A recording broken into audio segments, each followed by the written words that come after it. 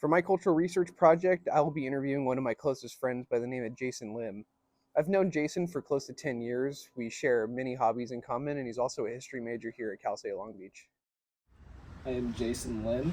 I'm part Cambodian, Vietnamese, and a little bit of Chinese. Uh, you're mostly Cambodian American, right? Yeah. Okay. So as a first generation Cambodian American, how do you feel about like your parents' culture, your family's culture? I feel kind of fond of it, but a bit unfamiliar with it. I did go to temple growing up, and like a Buddhist temple growing up, so there were the monks there and everything. But I was really young, so really didn't know much about it other than I was just there. There was like stray dogs that we took care of, and all the kids kind of just hung around each other.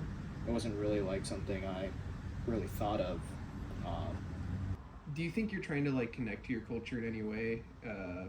Whether that be Cambodian, Chinese, or Vietnamese, or do you feel like you're kind of in a way right now where you don't really need it, or? I wouldn't say it's don't really need. Yeah. It's just in a lot of cases, growing up in the United States, it's not something I really think about. I eat the food. I understand a little bit of the language, but unfortunately, it wasn't something, especially when I was little, that was really incorporated into my life.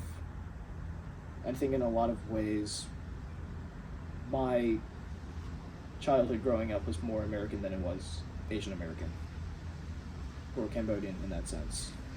Do you have a desire to like be more connected with your culture? Yeah, in a lot of ways, yeah. I'd like to visit Cambodia someday with my family, but I know, especially the reason my parents came to the United States, for my parents, it would probably bring back a lot of bad memories. Jason's parents escaped Cambodia in the 1970s, with his mom ending up in Kansas and his dad in Tennessee, before both eventually relocating to California. Are there any like traditions that your family did have? Like you mentioned going to the temple, Buddhist temple, growing up. Was there anything that when you or your brother were younger that your family would do that was kind of reminiscent, or something that they brought over from the old country that you guys kind of don't do anymore and you'd like to do, if there was any of that in the first place? I did like the atmosphere of the temple. There was a lot of kids, around my age, and we just played with the little cats and dogs there. So I think that was a lot of fun, just being around, I guess kids that look like me, to put it that way. And we were all kind of in the same boat. None of us really spoke Khmer or any language of our parents for that matter. So we all spoke to each other in English, and it was just like a small community of us, and we just get to play with cats and dogs the whole time. But in terms of traditions, I think the only ones that we really focus on now is just Chinese New Year, or Lunar New Year if you want to include the rest of East and Southeast Asia. Like I know Vietnamese practice that a lot with with Tet and all that. Oh yeah. Yeah. So it's mainly that. We do follow a lot of the traditions, unfortunately, when both my grandmothers passed away. There's very specific traditions. I can't think of the names off at the top of my head, but when you burn the incense, and after they pass, and after the funeral, you come back to where they're buried, and you leave like food as like an offering for them. Like, just little things like that I do appreciate, and it's not something that I see as foreign. I see it mostly as normal. It's like, it's something you have to do, just like how in the United States and other Western parts of the world, there's a lot of, funerary traditions. I see it the same way of like, this is just normal to me. I don't think about it like this is something foreign and un-American. It's just normal to me. Yeah. Is there anything that you find that you like face or notice in your everyday life being Asian American? Like that's a pretty broad question. Yeah, it is a broad question, but like I don't mean to be like dwelling the stereotypes or anything, but like well, I think most of it does derive from stereotypes. Most Asians are seen as very quiet and reserved, and they don't like to. Now this is me kind of in a way reaffirming those I guess not reaffirming, but in a way I'm repeating those stereotypes out loud. But I'm sure we've all heard this. They're reserved, they're docile, and I like to think that in some ways I try to. It's not something I consciously do, but it's also not something I want to fall into. If that makes sense. But in terms of like facing those kinds of things, honestly, especially here in California, not really. I know when we went to Texas last year as part of our boys trip, I did notice, just a lot of different kinds of looks I would get that I wouldn't get here in California. So I think there is some truth into that. There are stereotypes that are um, put upon Asian Americans in the United States, but it's not something I really think about in my day to day life. That was actually another one of my questions with Los Angeles being one of the most diverse places in the world.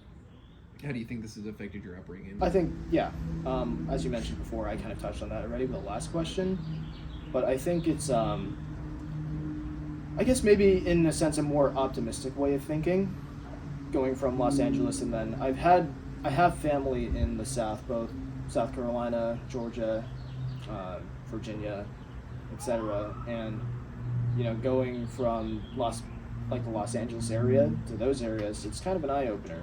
Um, So, piggybacking off of an old question that I had, being an Asian American male, right. how do you think? Do you think there are any preconceived notions about you that people have of you? You know, being an Asian male in the U.S. Yeah, I think there is a few, but it's not something again that I really think about. Mhm. I try not to think about it. I mean, there are stereotypes of everyone. Yeah. And I try not to think about it, and I try not to place those stereotypes upon other people. I don't think it's a defining characteristic of each individual. But you see yourself as more American first than anything else, pretty much, right? I mean, it depends on what kind of identity are we talking about. I look in the mirror and, I see an Asian dude who lives in America, but I don't, when people ask me where I'm from, I'm going to say California, United States, if that makes any sense, the way I'm putting it. Yeah. We've discussed LA is one of the most diverse places Right. ever. Like if I see, a white dude down the street, I'm like, oh, it's a white dude who also lives in Lakewood or Long Beach. I'm not gonna say that guy's probably from the Netherlands or etc. You know what I mean? Yeah. I look in the mirror and I see, this is me. I'm an Asian guy living in Long Beach, California, United States. Do you tend to lean more towards associating with Cambodians? Cambodians as opposed.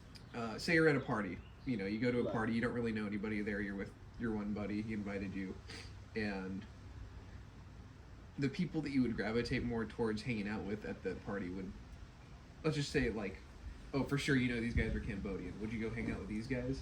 I mean, again, like as opposed to who? I don't want to No, no. grill you with your own questions. No, here, no, I but, get it. It's like, I don't. I try not to see it that way. because there are people that feel more comfortable with people of Oh, yeah, similar absolutely. race. Like, Absolutely. Some of my coworkers are Cambodian as well, and Mhm. I talk to her every now and then. But no, to answer your question, I try not to see it in that way of like putting people who look like me above others. I mean, like I mentioned before when we were talking about how as a kid growing up in the temple, it was nice to, grow up with familiar people in a familiar setting. But as I get older, there's so much people here in Long Beach, California, especially, and we're both Long Beach students, and there's so many different kinds of people. I don't think it's fair, and I don't think it would be right for me to place one ethnic group over another To in single any out, kind yeah. of to single them out for any kind of reason. Even if I'm thinking to myself, oh, these guys are Cambodian, they're going to be super chill with me. Even then, I don't think that's necessarily right. I don't really associate myself, and I don't really. I know there's a large Asian American identity presence, especially here on the West Coast, and I'm here for that. I don't have a problem with that at all. But like I said, I don't think it's personally right, especially in such a diverse city and state, and in one of the most diverse countries in the world. I don't think it would be right for me to place people who look similar to me, or they come from a country that's close to the country my parents came from. I don't think it's right for me to place them on a pedestal above other people. As long as I've known Jason, I've really only ever seen him as American. I understand that he's Asian, but he's never really worn his cultural identity on his sleeve despite being very proud of his culture. One of the biggest morals that he lives by is trying to not have preconceived notions or somebody's cultural identity, trying to find them before getting to know them. And that's something admirable.